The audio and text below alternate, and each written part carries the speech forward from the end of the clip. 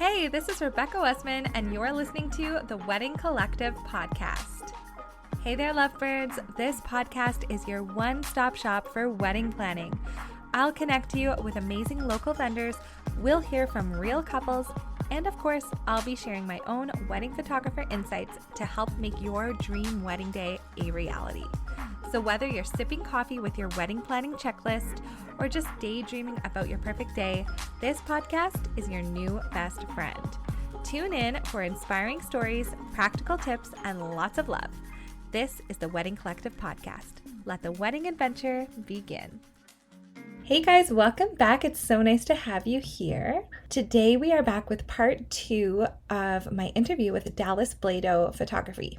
In last week's episode, we talked all about Dallas's wedding and how it was my second solo wedding ever. And this week we are back with part 2 of the interview where we dive into all things second shooting. After Dallas and I first met at her wedding, I found out that she was actually a photographer herself, and now Dallas joins me on quite a few of my weddings as my second shooter. So today we're going to dive in, talk all things second shooting, and hopefully help you make the decision on whether or not you would want to add a second shooter at your wedding.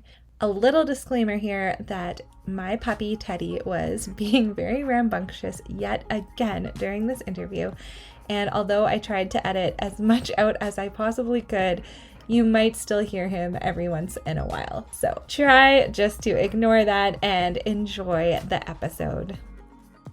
Now I really want to talk to you about second shooting. So once I found out you were a photographer, we got talking and you ended up coming to a few weddings with me, and we have some more planned for 2024 as well, which is exciting. So I guess first of all, tell me briefly about like your journey with photography. So I got a camera when I was 14. I was just taking, photos of landscapes, flowers, things I saw, and I loved it. I loved, everything about the camera. I loved taking photos, but it wasn't until 2017, about like 3 years later, when all my friends were graduating, they were like, hey, do you want to take our grad photos? So I did that for a couple of my friends, started getting into portraits, and for the most part, I've been doing portraits for like the majority of the time, but it wasn't until the last couple of years where I started taking photos of couples, some family sessions, newborns, and now I'm getting so it's been super fun. Yeah, and she's so good, you guys, which has been really fun to have someone I can trust come with me as a second shooter.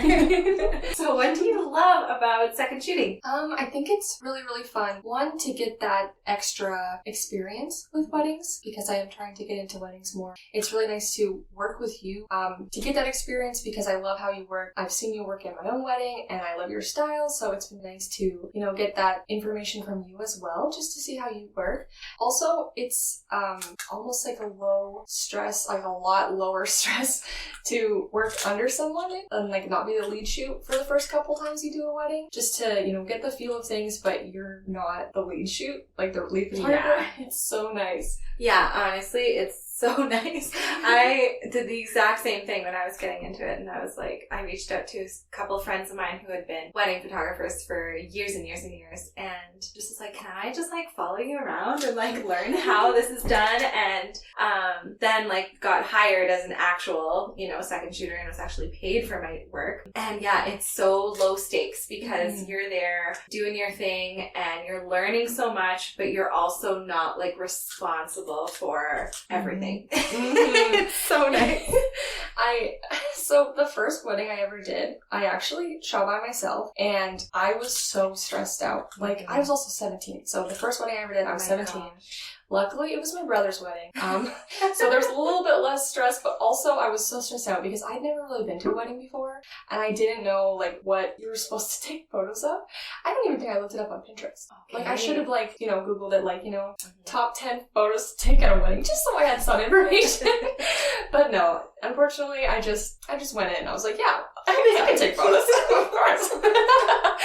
Oh my goodness, that's hilarious. Yeah, it's so different, right? Like, as a lead photographer, you're, once you realize how important that timeline is, like, it's like, sometimes I feel like I'm also their wedding coordinator, right? Yeah. Because you're working so closely with, like, the timeline, and then on the day, like, planning it, first of all, months in advance, and then on the day, like, I like, you know, I always have the timeline on my phone so that I'm also paying attention to like, okay, what time things are happening, what's happening next. And like, you're kind of steering the ship. Yeah. Right? Like it's a lot of responsibility. But yeah, how do you know that without first following someone else who's doing that, right? Like who already has that experience? It is so nice to do.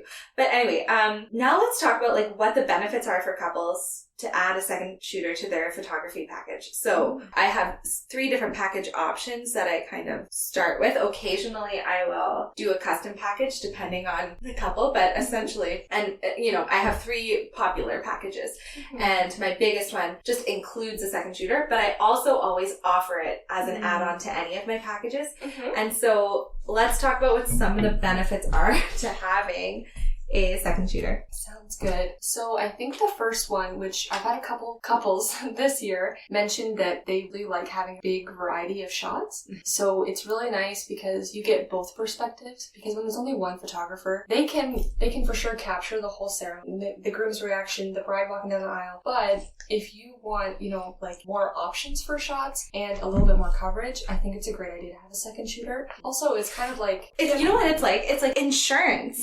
If you're a lead photographer and you're on your own shooting a wedding, you can get all of those shots. But when you have a second shooter, it's like without a doubt, because I can be like, all right, Dallas, I want you to focus on the groom. And then I'm going to focus on the bride. And while you're at it, can you get mom and dad's reactions? You know, or it can just be different angles too, right? Like, okay, I want you to get some close-ups.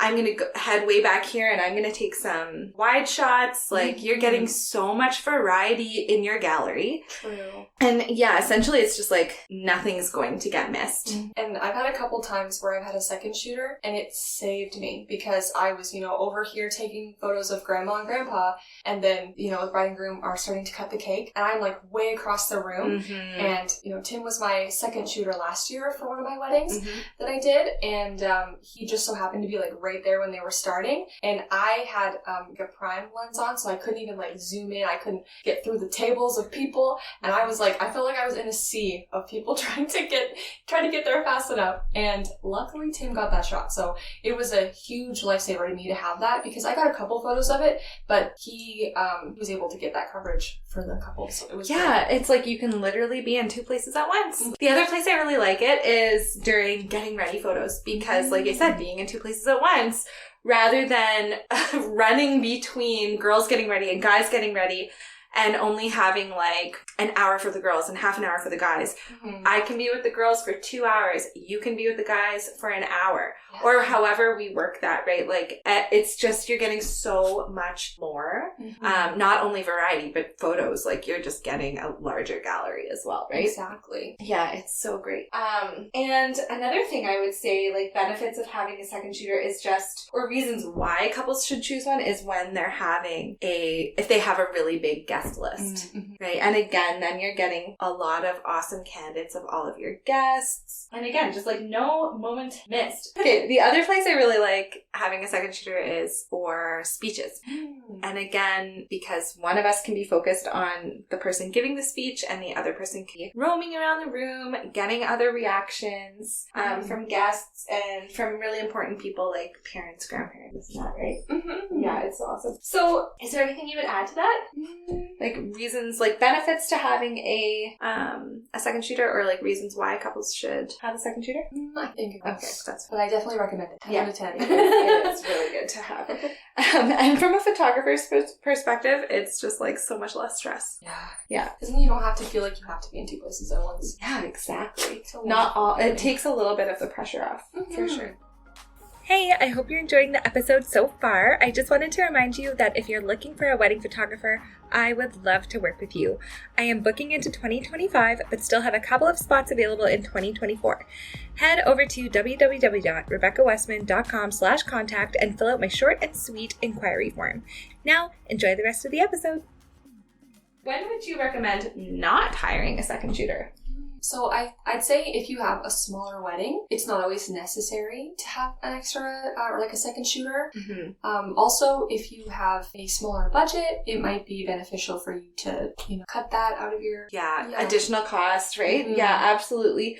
And two, I would say if you're going with a smaller package, you don't want as many hours coverage, then like you're not worried about getting ready photos. You're not worried about, all the stuff that happens near the end of the day. It's like easy peasy for a photographer to get all of that stuff on their own. Exactly. Yeah, for sure. And so then I guess along the same lines, like if we had to play devil's advocate, even though I think we would both say having a second shooter there's way more benefits than not, like what would be some of the cons to hiring a second shooter? Well, I guess like there is added cost. Some packages don't include it, or you have to like pay the extra, or even if they do include it, probably for a bigger package in itself. So that could be one. Yes, absolutely. Like if budget is a really if you are on a tight budget, then that's one way that you can cut down on costs, is just not even thinking about having a second shooter. One other thing I thought of too is like with a second shooter you're getting more images. So more images means more editing time, which could possibly mean a longer turnaround time for all of your photos, right? So if you're looking to get your photos closer to that like 6 to 8 week mark, when you have a second shooter and you have a ton more images to edit, it's probably going to be closer to like 10 to 12 weeks turnaround, especially like during busy season. There's only so much there are only so many hours in a day that we can edit, right? Exactly. Yeah. Okay, so now the other, from a photographer's perspective, hiring a second shooter can kind of be scary because, and it can be difficult trying to find someone who isn't totally focused on running their own photography business, but that you still can trust enough to be your second shooter. Right? So like what would you look for in a second shooter? I think it's important to, work with somebody that maybe you already know how they work, how they, conduct their days, like on a wedding day. Also, it's important, I think, to hire somebody whose style is similar to yours, because photographers have such drastically different styles that if, you're trying to use your, like someone's hiring you for your brand and your style. So if you hire somebody whose style is entirely different than yours, they're getting a lot of photos, but they're not necessarily going to be a cohesive gallery. Yes. So I think that's really important. Yeah, I think so too. And like something I appreciate about you is that like when you are with me, even though you have your own wedding business and you are getting into a lot more wedding photography, when you're second shooting for me, you are really there to like be my helper, and like together we're just focused on doing the best job we can for the couple, getting what the couple wants. And I think that that's a really like healthy balance, being like, okay, you're a great photographer, I can trust you, and also we're like so on the same page of just serving the couple well. Okay, that's awesome. So I think to end things off, how can our listeners find you? Like socials, website, all that kind of stuff. So on Instagram, I'm Dallas Blaedow Photography. Blaedow spelled Blaedow, and it's Dallas Blaedow Photography for my website, for my Instagram, Facebook, pretty much any socials. They're all Dallas Blaedow Photography. Awesome, and I will add a link in the show notes for those. Yeah, definitely check her stuff out, you guys. She's really great, and if you have decided to add a second shooter to one of the wedding packages, you're probably going to see Dallas with me this year. Yes, I know. It's going to be so fun. I'm really pumped. Me too. It's always fun to shoot with a friend, right? And like, we do have a lot of fun together. Me too. Okay, so Dallas, I've been ending all of my interviews with these snapshot questions. Ooh. So I have 3 questions for you. They're totally random, but I think it's just fun for our listeners to get to know you a little bit better. All right, so are you ready? I'm ready. Okay. Snapshot question number 1. What are you reading or watching or listening to right now? The first one that came to mind, because I've been loving it, I've been watching The Chosen. Okay, so it's basically the story of Jesus when he was with his disciples. It is amazing. Okay, yeah. I totally have heard of that. That's awesome. Yeah, I've been loving that, and my husband and I have been watching it. We watched the first like half of season 1, and then we had like DVDs, so we accidentally thought like there was 2 DVDs in the first season, and I didn't know that, so we skipped to the second season, and I was like, wow, they skipped a lot. Like I don't know why I just missed all of them. Like who are these people? And then I realized that we were like skipped half of season 1. Yeah, literally, I was like, they're missing something, but who are these people? That's so funny. Okay, snapshot question number 2. What is your coffee shop order? I actually have it right here. Yes. The Tim Hortons Ice Cap. 10 out of 10. That is what I will choose like every time. Classic. I love it. Yeah, Dallas was amazing. She brought us coffees today. Well, she brought me a London Fog, which was just the sweetest. So we're enjoying our coffees while we chat. Awesome. Okay, and then last snapshot question. What is a random pet peeve that you have? So I do groceries a lot of the times by myself. Okay. While my husband's working. And if I have too many bags, just because of like the way I distributed them when I was packing them, if I have too many and I can't carry them all at once, I'm like, I don't want to go back out. I have to like choose which bags can stay in the car until my husband gets home, because I'm like, I'm not coming back over here. That is so funny. And are you guys like in an apartment? Mm-hmm. So do you have to go upstairs? Luckily, no. Oh, okay. So it's not even that bad. No, it's just because I'm lazy.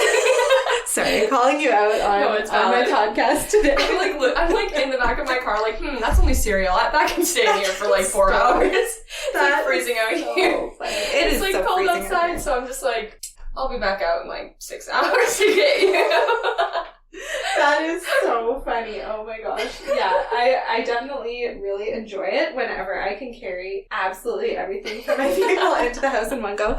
But honestly, that's like almost impossible for me because of my 3 growing children and my very tall husband who is a ultramarathon runner. They eat a lot. They get a lot of groceries. I was gonna say, since it's just Tim and I, like most of the time I can like hook like 6 bags on this arm and 6 on this, and then like anyone that's like seeing me walk in is just seeing this like 5-foot woman trying to like just take like so many bags, and I'm like dying the whole time because they're so heavy. I'm like, I'm gonna make it. I'm not gonna make it back out. Right? That's so funny. I love that, Dallas. That is a great answer. So thank you so much for coming. That was really fun. Thank you so much for having me. This was great. Yes. Okay, so I guess we will see each other soon at the next wedding. Yay! Yay! All right, bye. Bye. Hey, thank you so much for tuning in. Hopefully now you have a better idea of whether or not you would want a second shooter at your wedding. If you enjoyed this episode, it would mean the world to me if you would take a quick screenshot before the episode finishes and share it to your stories on social media. It is the best way for me to get this podcast out into the world, and I would appreciate it so much. I hope that you guys have a great rest of your week. We'll see you next week with a Wedding Planning 101 episode, and until then, happy planning!